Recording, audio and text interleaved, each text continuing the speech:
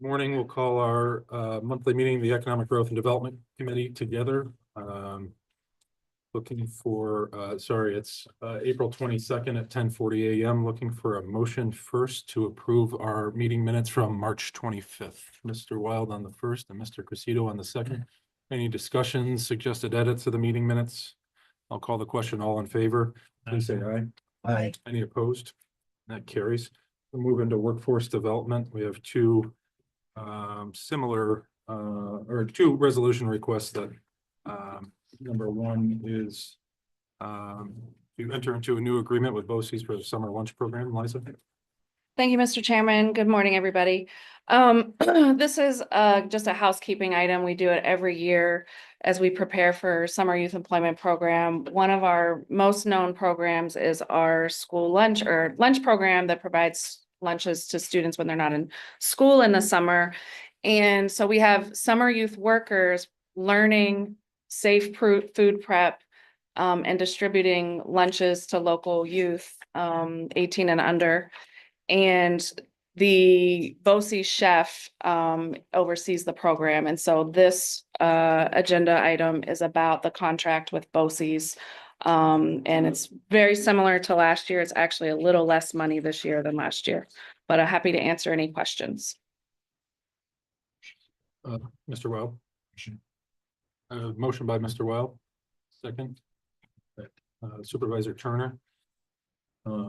You said no significant changes. No significant changes. Summer youth employment applications are coming in right now. And I did notice one typo on the contract, but we'll make sure the attorney's office has the updated one. Any questions? I'll call the question. All in favor of approving resolution request A, please say aye. Aye. Any opposed? That carries. And we go into B, which is request for temporary positions for next year's program to run July 1st for 12 months. Thank you. So yeah, just a friendly reminder, we're on kind of like an academic calendar. So July 1 to June 30th. So every year around this time, we do the documentation preparing for the next program year.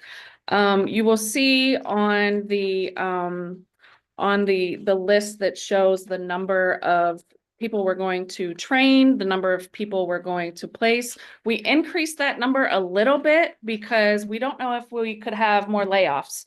And these are people we are helping to get training to get back into the workforce, as well as youth work experience. So we help employ people up to age 24 who need work experience. We pay their salaries, and then that's free help for local businesses or organizations.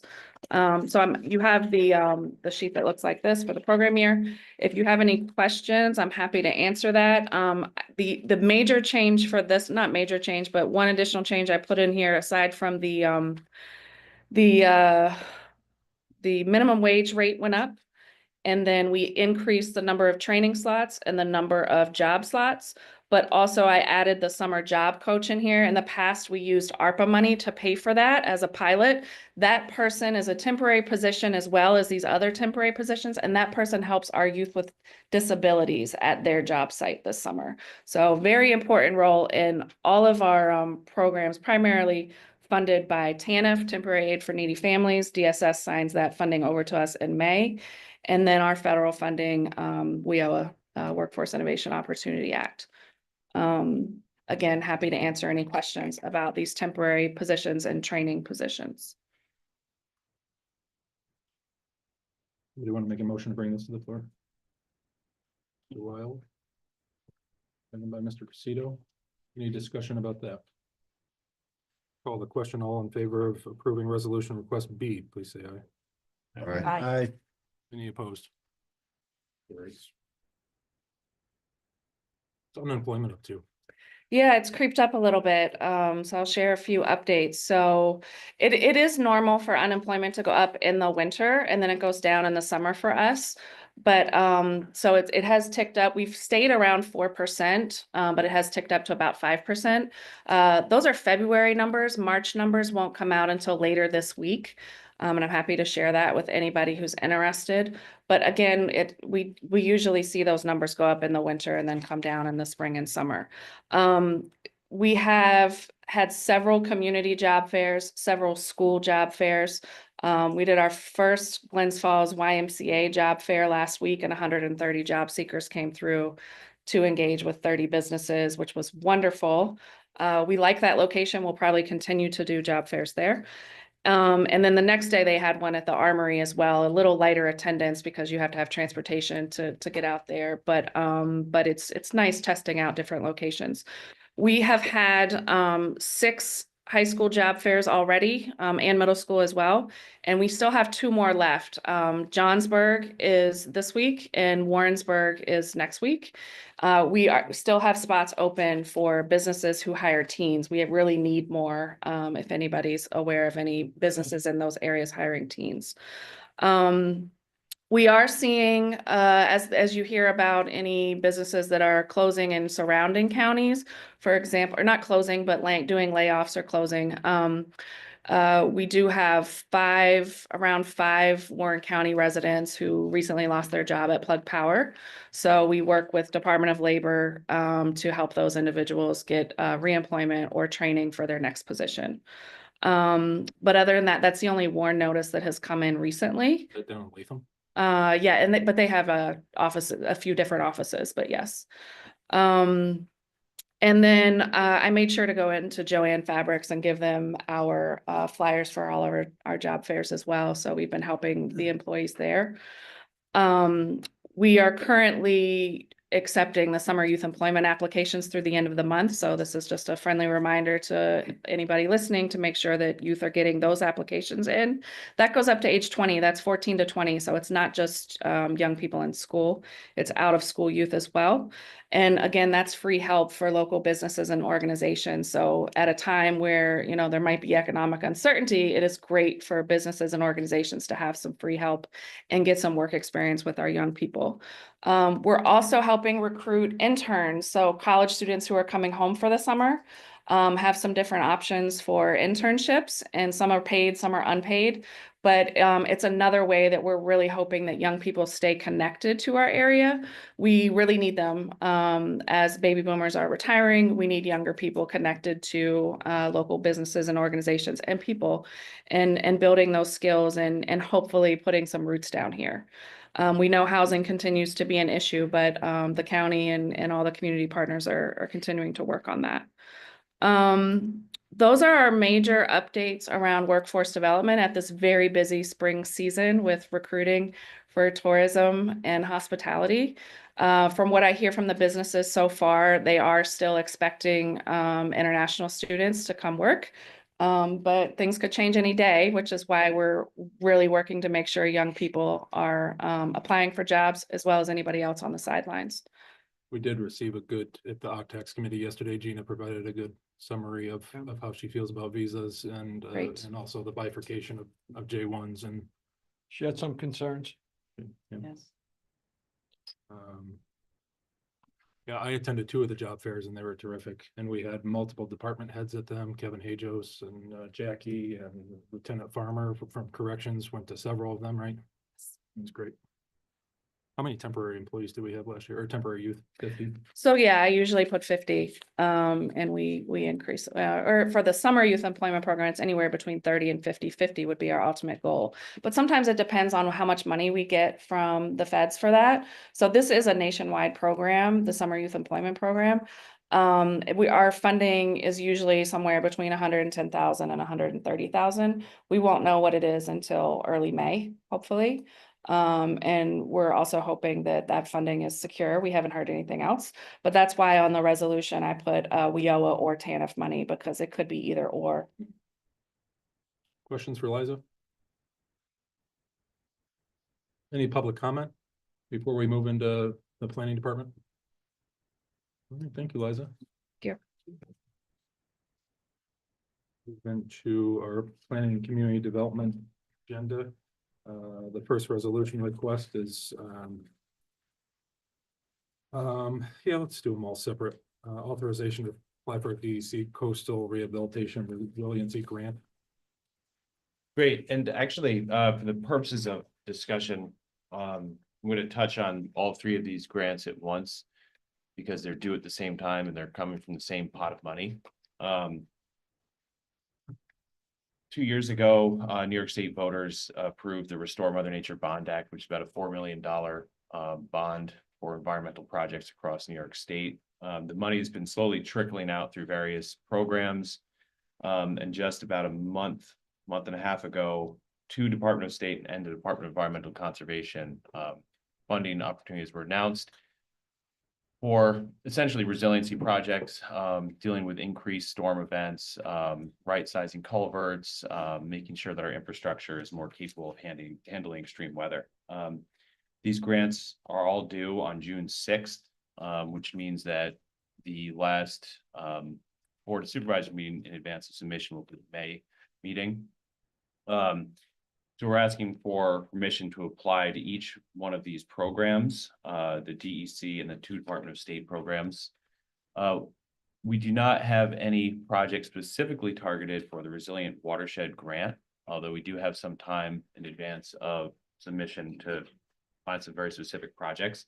The reason that we're very interested in these is because it's 90% state share, 10% local. And we're also finding a lot of alignment with what we saw in our comprehensive plan and what we've heard from our Department of Public Works with the need to right-size culverts and try to avoid some of these emergency situations where taxpayers are hit with a really high bill. We're hoping to get ahead of some of those things right now. So the 2 projects that we are tentatively developing right now, one is utilizing a data set of culvert assessments that the Regional Planning Board got grant funding for our DPW to contract for.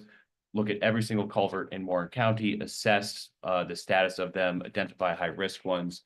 We're using the hazard mitigation plan, and we're going to overlay those 2 things to figure out where the highest priority and most, I guess, opportune culverts to replace would be. The intent then would be to target these 90% state share grants and using the 10% DPW has earmarked for culvert replacements as the local match.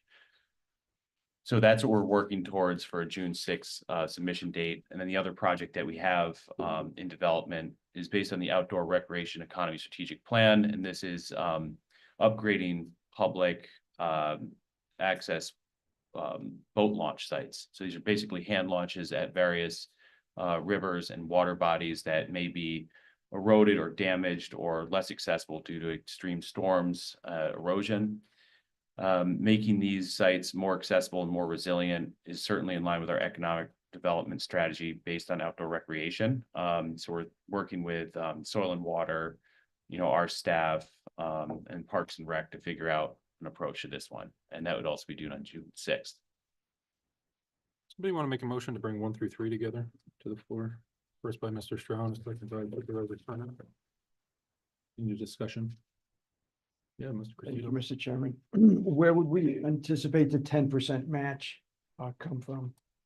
For the boat launches, we're trying to figure out if we can use in-kind services for that one, because our Soil and Water Conservation District and our Parks and Rec Department, they both had, they help manage and design some of these facilities. So ideally, we would use state funds both to pay for their work and then use some of their work to provide the local match. If we do need specific funds targeted, we can have a more in-depth conversation at the May committee meeting as we get closer to. Will all 3 accept in-kind services as a match? I believe for the 2 that we have earmarked, yes. I tentatively say yes. Okay.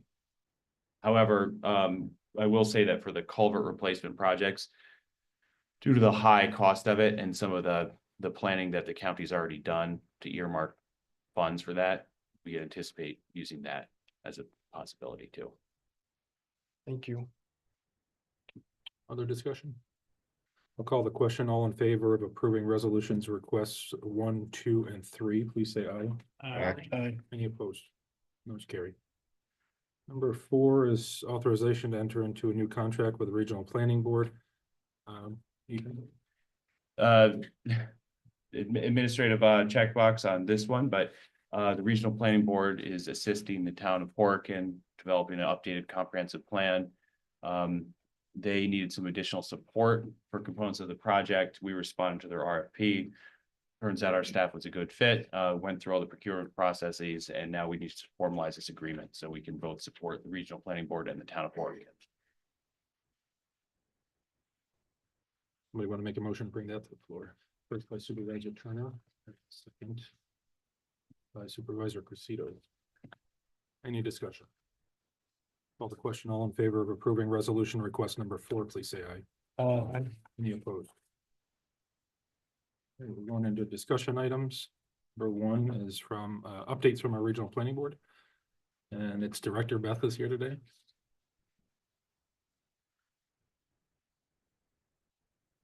Thanks, everybody.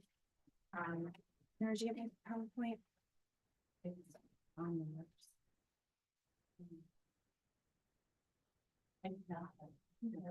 We forwarded to you. I'll just ad lib till we get that up. Thanks for having me. It is not lost on me that I'm giving my 2024 update in April. But 2025 has really turned out to be quite the year already. I think we've done about a full year's worth of work in these first 4 months. With all the Bond Act funding that's coming out and all the changes to the federal funding structures and the things that we work on. We've had to spend a lot of time kind of reorganizing and restructuring our workload. That being said, and I hadn't planned on this being part of it, but while I'm talking, as far as the federal funding that's out right now or the pauses on federal funding, it does affect us, but we have been told that it's a temporary pause for the work that we do and that we shouldn't anticipate any complete elimination of any of our programs. That being said, the federal administration is going through all the programming for all the federal agencies to realign the priorities. And so some of our funding has been paused with that happening. But that being said, we do have a lot of projects that are funded through state funding that we've kind of just put our energy in until things kind of shake out at the federal level. So that's how that's affecting us at the Regional Planning Board.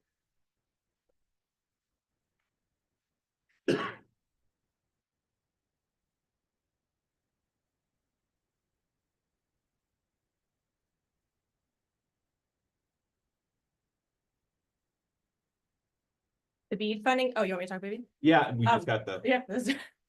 So the Connect All office released the map of grant areas that were bid on by internet service providers for the federal BEAD funding. There were 2 grant areas in Warren County and neither was bid on. So of all the grant areas in our 5 counties, we only had 3 that were bid on, 1 in Washington, 1 in Essex, and 1 in Clinton. So we are not so that just happened, I think last week. Yeah. We're not 100% sure what we're going to do next. We're not 100% sure what the state's going to do next. I did not look at the rest of the state, so I don't know comparatively of all the grant areas that could have been bid on. I didn't do a comparison of our region. I'm not super surprised, but I did expect a couple of other grant areas to be bid on. So that being said, I think people are also unsure with the changes in the structure to the BEAD funding at the federal level. There's some funding that has been given to the states and so the states are moving forward, but I think the program as a whole is going through a little reiteration at the federal level. So we might start seeing some new rules come out, mostly having to do with the types of technology to be deployed. So the original BEAD funding was for fiber only. I think we're going to see fixed wireless and satellite become eligible expenses, which in our area, fixed wireless has to be an option. It just has to be based on our terrain. And the cost to deploy in our area and how far apart broadband serviceable locations are. Fixed wireless is definitely needs to be an option. So we're going to keep an eye on that. All right. Thank you. Yeah, no problem. So 2024, the Regional Planning Board secured 14 grant awards totaling about $4 million. And so we usually do our ROI calculation for every dollar contributed by the counties. We secured $92 in grant funding for our region. So these are the grants. that we got, the Adirondack Foundation, we partnered with the Adirondack Foundation to get a basin program grant. To do outreach to underserved communities in the Lake Champlain watershed. The Adirondack Roots, we authored a $300,000 smart growth grant to do workforce housing pre-development in 4 communities, 3 in Essex County, 1 in Hamilton. Town of Chester just worked to secure funding for the Town of Chester's dam rehabilitation. The Village of Granville, we got funding for a water line project on Main Street. The Town of Lake Pleasant was a park. We received $250,000 through MBRC for planning around cell service, which I'll get into in a minute. We also received a basin program grant for Septic Smart Initiative in Warren, Washington, and Clinton counties. Our other basin program grant is for a watershed plan in the Wood Creek watershed, that's Town of Hartford and surrounding area in Washington County. We got $50,000 for Mariah to do some planning on Bowaga Bay to reduce erosion of the bay into Lake Champlain. Salt sheds for the town of Plattsburgh and Salem. A smart growth grant for Speculator to do a comprehensive plan. And then for Warren County and Washington counties, we secured WQIP funding for winter road maintenance equipment. So we worked in 57 communities in all 5 of our counties in 2024. We're currently managing 50 grants on behalf of other entities. We also have 15 grants that are ours that help pay for our staff time and our operations. We were all over in 2024, presenting at the APA, went and spoke to our legislators about workforce housing, did some convenings around workforce housing in the greater Adirondack area. Last year, we were asked to, I was asked to be the captain for Adirondack Day of the newly created housing spot. And so we're doing that again this year. So we had a fun little board game. We have a new board game for anyone who was there last year. We have a new one to play this year. And we had some project wrap ups with MBRC and Department of State. So broadband, we had 2 efforts underway in 2024. So we received funding through Empire State Development to do the state provider challenge and the draft grant areas. We also had federal funding from MBRC for our broadband deployment plan. So the BEAD challenge back in, what was it, 23? There was the federal broadband serviceable location challenge that we did. In 24, New York State did their own. And so in that, we submitted 606 provider challenges across to our 5 counties, basically saying, the providers are saying there's service to this location. We're saying we don't think there is. Prove it. Only 63 of our challenges were rejected. And that's because from the time the maps we were using were produced, which I think was June, and the challenge in January, they actually had deployed to those, but we're only as good as the maps that we have. So our data was a little old. But there's nothing we can do about it because we get that from the state and the feds. There's not anything we can do to make that better. And then the BEAD funding was being deployed in each county based on these grant areas. So we actually went through 3 iterations of grant areas with the state. They put out their original map. We didn't love it. We said we'd rather it be like this. They took some of our suggestions, didn't take some of our suggestions. And so that was a back and forth all in 2024. Out of our deployment plan, so the federal funding we had was to do a broadband deployment plan for the region. We identified the total number of broadband serviceable locations, the unserved and the underserved. The point I like to make with this chart is statewide, the total percentage of underserved BSLs is 2.5, and every single one of my counties is higher than that. Cellular, so we received a $250,000 grant from MBRC with an $88,000 match from Empire State Development, the Connect All office. We are going to do a drive test. We actually just hired the contractor to do that, so they're going to start in May and June. We purchased Ookla data. So Ookla is a third-party data collector. Their software runs in the background of Android phones. On an Apple phone, you can actually download their app. If you push their button, it will measure your service and your download capabilities for cellular and fixed wireless if you're connected to wireless when you do it. What that does is shows us a map within our region in a color gradient where there is and isn't service. And what we're trying to do with that is doing a drive test is expensive. Purchasing the Ookla data is about a third of the price. We're going to do our drive test and we're going to QA/QC it with the Ookla data.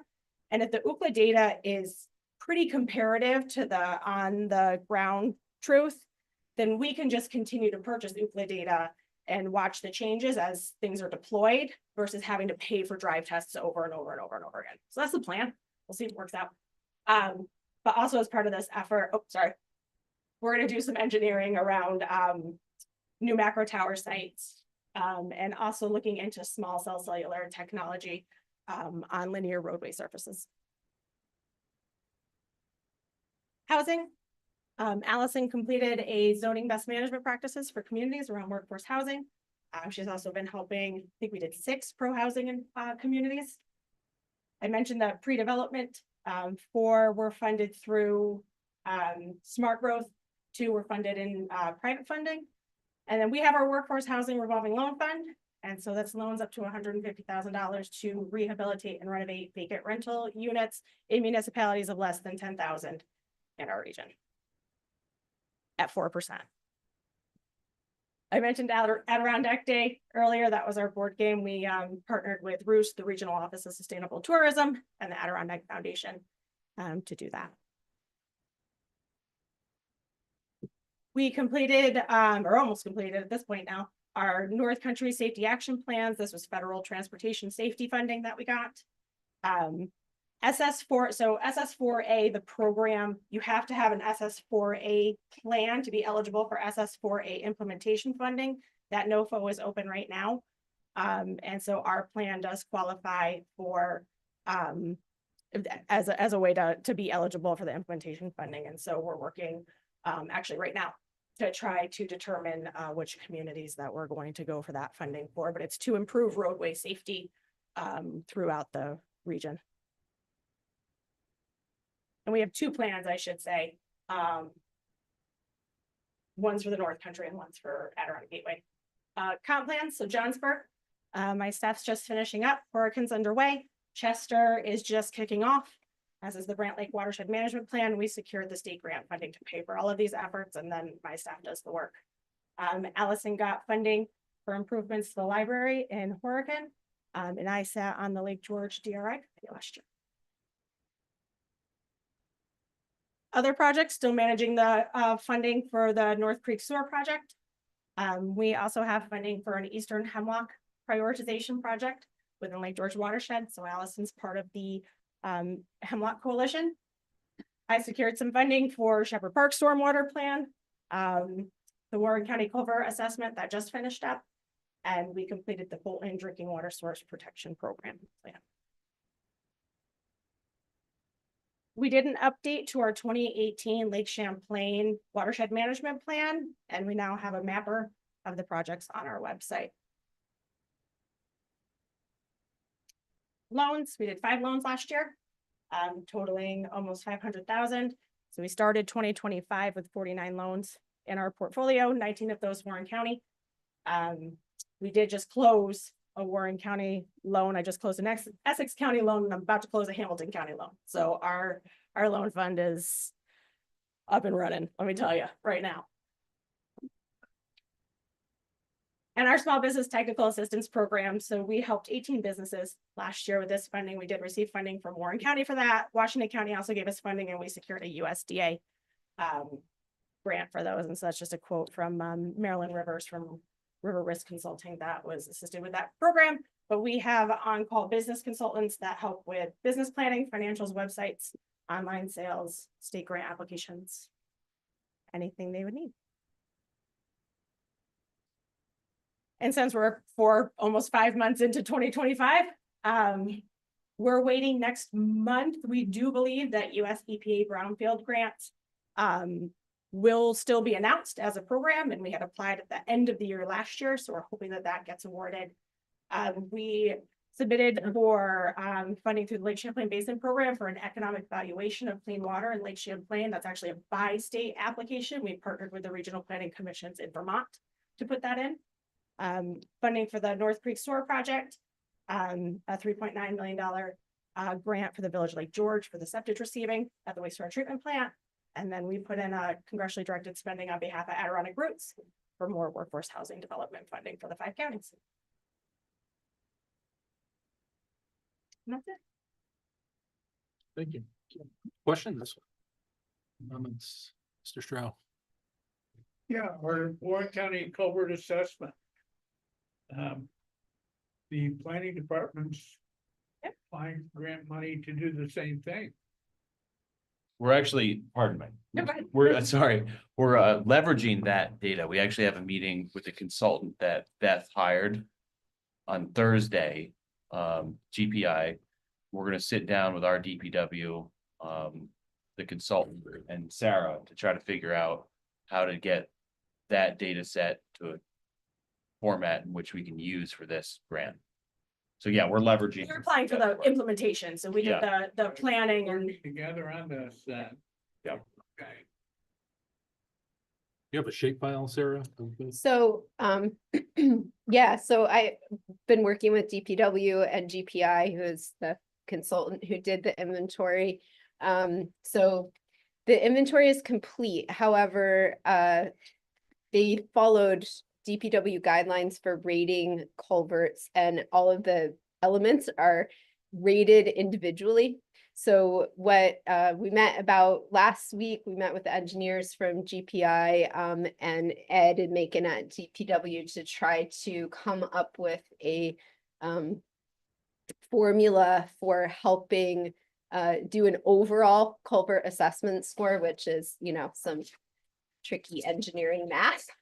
So we're meeting again on Thursday. The engineers have been working on trying to figure out how they want to, you know, weight all of the various different scores to give an overall assessment, which will help us then select the culverts that are in need of the most assistance that also meet the grant program criteria.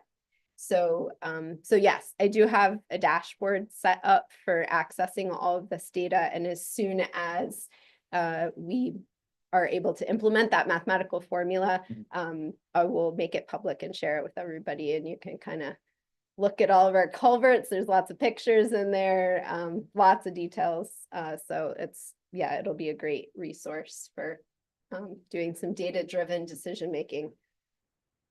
and these I want to know, they're only county owned culverts. Yes. They didn't do town or state. Yeah, but they're all interrelated. Right. Did you present at the National APA in Seattle? Me? When you said you presented at the APA conference? No, Adirondack Park Agency. Oh, I thought you meant the American Yeah, Planning Association. Any other questions? I have Yeah, Mr. Rowan. one. Beth, I know you support 5 counties. I'm always more interested with Warren. But with all these things that you have going on, the staff that you have, what are the gaps? Is there something that we're missing in Warren County that the planning board doesn't have enough resources, that you don't have enough resources, the EDC, the IDA, and wherever else that we're working with? There's something that's falling through the cracks. Is there anything that you can provide us insight with that might need us to maybe help support something that's not happening that should be?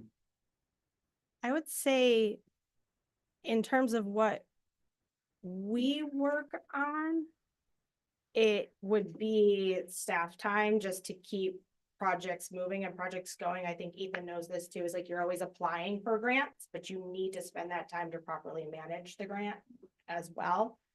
We're very careful about not touching things that we don't need. So let me back up. We work in every county differently based on what they need from us. So we have our overall, our broadband, our cell, our workforce housing, is kind of like everything. As far like specifically within a county or within a town, we're doing a lot of comp plans in Warren County because that's what Warren County supervisors have said, like, this is the work that we want to do. So it's more driven the other way where town supervisors, counties would come to us and say like, we need this, this, and this, and then we would go try to figure out how to make that happen. So we do work on things, like brownfields is a good example. We're doing a brownfield plan in Clinton County. And the presentation I gave, I actually try to target towards Warren County. There's a lot of other work we're doing in other counties that don't necessarily pertain to Warren County, but brownfields is a good example. We're doing a lot of work around brownfields in Clinton County, not in Warren County. So if that were a gap where someone was saying, I would, you know, I'm interested in that, then we would try to figure out how we can help support. Just to follow up on one other, the North Creek Sewer grant. Mhm. How is that progressing and when would we find out about that? So the URI application is a 2-phase application. We have been asked for, or we have been invited to round 2 submission. So Jess is actually working on that this week. I don't know from then when the turnaround time for the state is. But the takeaway is everything's looking good so far. Everything's looking good. They got us through round 1 and said, you know, great. Here, and so round 2 is really just like way more information.